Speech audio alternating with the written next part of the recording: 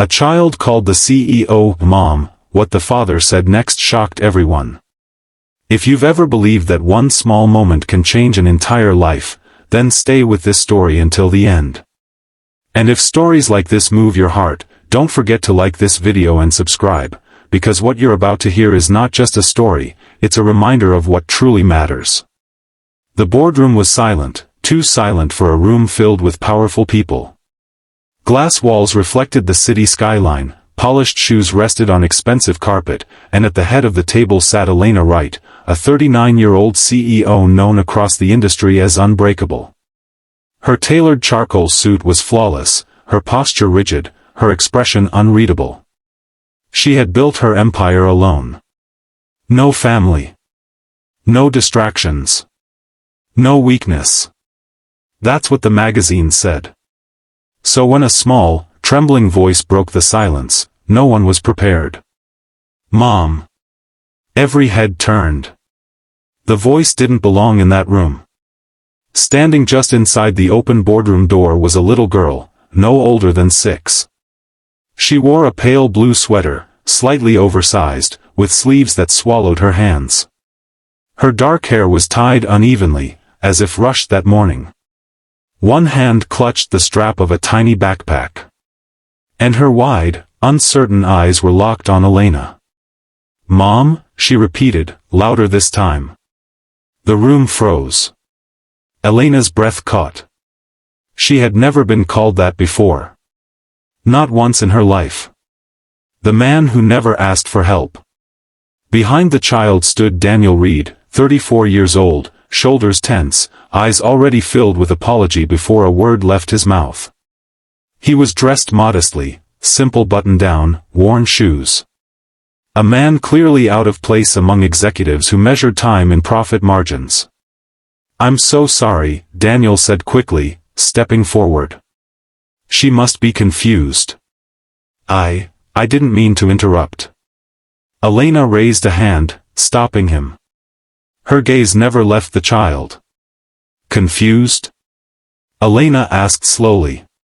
She called me, Mom. The little girl nodded, as if the answer was obvious. You look like her, she said softly. A few executives exchanged awkward glances. One cleared his throat. Another checked his phone. Elena stood. Slowly. Carefully. What's your name? She asked. Lily. And why? Elena said, her voice calm but shaking beneath the surface. Do you think I'm your mother? Lily looked up at Daniel, then back at Elena. Because my daddy says moms are the people who take care of you when the world is too loud, she replied. And you made the loud place quiet. Daniel's jaw tightened. The room held its breath. A childhood shaped by absence. Daniel had never planned to raise a child alone. Lily's mother had passed away when she was just 2 years old, an illness that moved faster than promises and goodbyes. From that day on, Daniel became everything at once, father, mother, protector, provider. But there were days he failed. Days when exhaustion won. Days when bills piled higher than hope.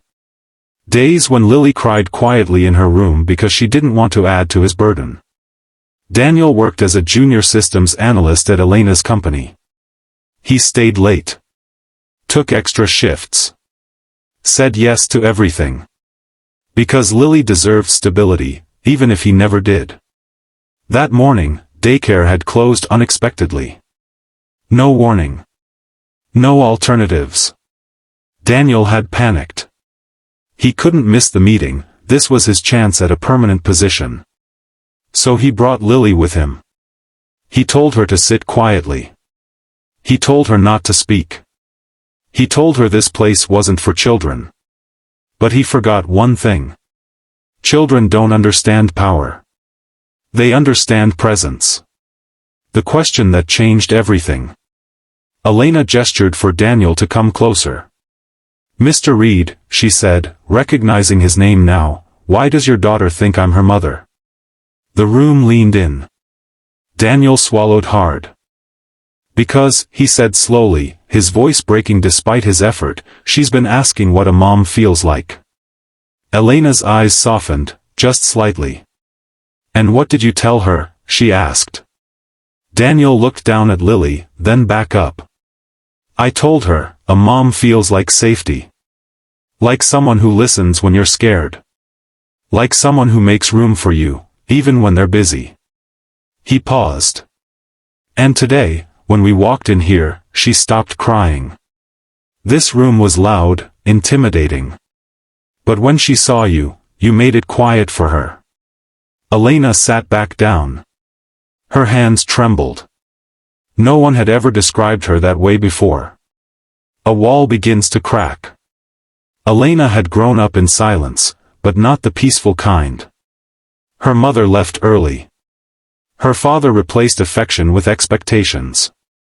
Achievement became her language of survival.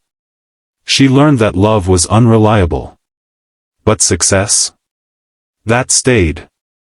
So she chose it. Years passed. Promotions stacked. Empires built. And somewhere along the way, she forgot what it felt like to be needed, not for results, but for comfort. Lily stepped closer. "Did I do something bad?" she asked quietly. Elena stood again, this time quickly. "No," she said firmly. "You didn't do anything wrong." She knelt in front of Lily, meeting her at eye level. "Sometimes," Elena said gently, "we see pieces of people that remind us of others. That doesn't mean you were wrong. It means you were paying attention." Lily smiled. A small one. But it hit Elena harder than any boardroom victory ever had. The decision no one expected. Elena straightened and turned to the board. "Meeting adjourned," she said. Gasps followed. "But," someone protested. "I'll reschedule," Elena said. "Some things don't wait." She turned back to Daniel. "Do you have childcare tomorrow?" she asked. Daniel shook his head, confused. "No," he said. "Good," Elena replied. "Bring her." Daniel blinked. I don't understand." Elena smiled faintly. "Neither did I," she said. "Until today." What grew from one word? Days turned into weeks. Lily began sitting in Elena's office after school, coloring quietly while Elena worked. Sometimes they talked. Sometimes they didn't. But Elena found herself leaving earlier. Listening more. Breathing deeper. She introduced a company childcare policy. Flexible hours. Family-first initiatives. The board resisted. Until productivity rose. Until loyalty deepened. Until people stopped quitting. And Daniel? He was promoted, not out of pity, but because someone finally saw him. One evening, as Lily packed her crayons, she looked up at Elena. "Can I still call you Mom sometimes?" she asked. Elena didn't answer right away. She looked at Daniel, uncertain, respectful. Daniel smiled softly. "That's up to her," he said. Elena knelt again. "You can call me whatever makes you feel safe," she said. "Even if it's just, friend." Lily hugged her. Tightly. The message that lingers. Years later, Elena would say that her greatest achievement wasn't her company. It was the day she learned that strength doesn't come from standing alone, it comes from letting others in. And Daniel would say that asking for help didn't make him weak. It made him human. So if this story touched you, if it reminded you of someone you love, or someone you've lost, like this video and subscribe. Stories like this matter, because they remind us. Family isn't always who gives birth to us. Sometimes, it's who makes the world quiet when it's too loud. And sometimes, all it takes to change a life is one innocent word. Mom.